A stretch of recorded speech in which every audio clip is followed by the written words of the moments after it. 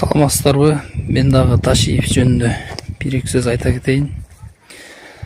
Ташиевдер бийликке келелек деле, алардын бизнестери бар болчу, базарлары бар болчу, мындайча айтканда алар бай болчу. Бирок бизнеске бийликке келгенден кийин алардын бизнеси аябай тез ылдамдык менен өнүгүп, аябай жогорку деңгээлге көтөрүлүп, Кыргызстандагы миллиардерлердин бирине айланышты да. Ташиев кызматта турганда көбүнчө ушу бизнесмендерге басымды аябай жасады.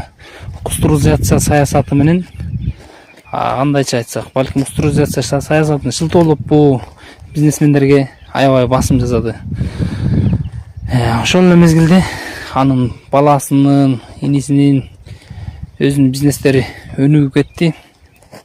Эми сөздүн кыскасы, Ташиев ушул бийликке келгенге чейин кандай болсо, канча байлыгы бар болсо, бийликтен кеткенден кийин да ошончо байлыгы болуш керек. Андан аз да эмес, көп да эмес. Сөздүн кыскасы, ал кузуп бериш керек менимче. Бирок аны камап коюу туура эмес. Анын дагы кайсы бир деңгээлде жасаган эмгектери бар, ал да эске алыныш керек. Бирок менин баамыма караганда ал кузуп бериш керек. Анткени ал деген элдин ырыскысы. Ал деген жалпы элдин ырыскысы. Аны элдикин элге бериш керек. Байыртан ата бабаларыбыз айтып келген эмеспи? Сайдыкы сайга, суунуку сууга депчи. Ал байлык Ташиевтерди коргой да албайт. Ал байлык Ташиевтерге жукпайт. Ошон үчүн менин оюмча, ал ошол бийликке келгенге чейин кандай болсо, бийликтен кеткенден кийин да ошондой байлыктын ээси болуп калыш керек деген ойдомун.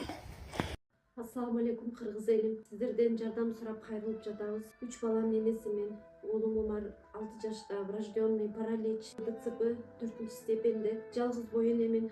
3 баламды Алланын жардамы менен өзүм чоңойтуп келатамын. Ооруган балам менен жашоо аябай караңгы болуп кетет. Балам тырышып ооруса жан дүйнөм, менин денем тырышкандай кыйналамын. Суранамын кыргыз элим. Балама 5 сом, 10 сом болсо да жардам бериңиздер. Жок дегенде мени көрсө, апа деп мени тааныса деп үмүттөнөм. Жаны оорубай жашаганга себепчи болуңуздар, суранамын. Балдарыңыздар оорубасын. Улуу Рамазан айында дуаңыздар кабыл болсун. Умар каттуу оору менен күрөшүп жаткан кичинекей жигит.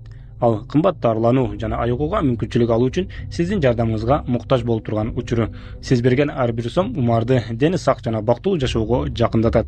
Сооп иш кылуу менен бирге Умарга ооруну жеңүүгө жардам бериңиз. Ар бир берген сомуңуз үчүн Аллах ыраазы болсун. Мен элди күнөөлөбөйм да.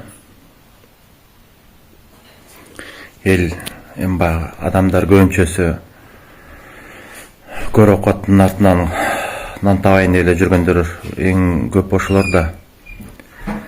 Анан элди күнөөлөбөйм да. Бирок наалатым элди бага турган, элди карай турган адамдарга да. Жана 30 жыл деген жакшы көрөбүз го, 30 жылда ушундай адамдар болгон жокпу. Бирок обязательно ишенип кой да. Наказание келет. Ар бир киши жооп берет да. Уурдаган, тоногондор баары жооп берет. Генералыбыз урматтуу Камчыбек Кыдыршаевич да аман эсен Кыргызстанга келип алды. Ден соолукта болсун, ден соолугун карасын, жакшы эс алсын. Ачканда аз да болсо өтө саз, жакшы опол тоодой эң сонун өлкө үчүн, өлкөнүн келечеги үчүн жакшы иштерди жасады туугандар.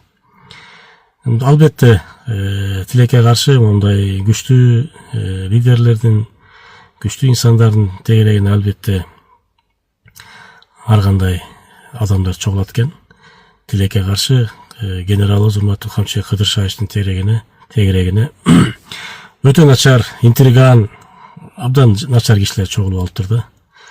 Ошолордун ар кандай сөздөрү менен ачканда мамлекетибиз бир саясий кризиске такалып кала жаздады да. Кудайга шүгүр, ажообуз урматтуу Садыр Нуркожоевичтин ачканда кайраты менен жакшы жолубуз, башталган жол кайра уланып атат. Баары жакшы болот буюрса. Эми Камчыбек Кыдыршевичке, урматтуу генералыбызга бир кайрылып, көк чай демдеп чакырыңыз, тарых жөнүндө сүйлөшөлү десем чакырбады. Эми азыр убактысы болсо керек, эми үйдө бекер. Урматтуу Камчыбек Кыдыршевич, чакырыңыз, бир 2 литр суу коюп, кипяток кайнак суу коюп, келейин үкам кел десеңиз, бир жакшы 95 көк чайдан көтөрүп барайын. Бир пиаладан чай ичкенче сүйлөшөлү. Биздин генералыбыз урматтуу Камчыбек Кыдыршевичтин аброюн, кызмат абалын кыянаттык менен пайдаланган. Кээ бир УКМКнын сотрудниктери мына бүгүнкү күндө такталып жумуштан алып камалган камалдык аябай пайдаланып, байып, мындайча айтканда жеке кызыкчылыктарына колдонуп турду.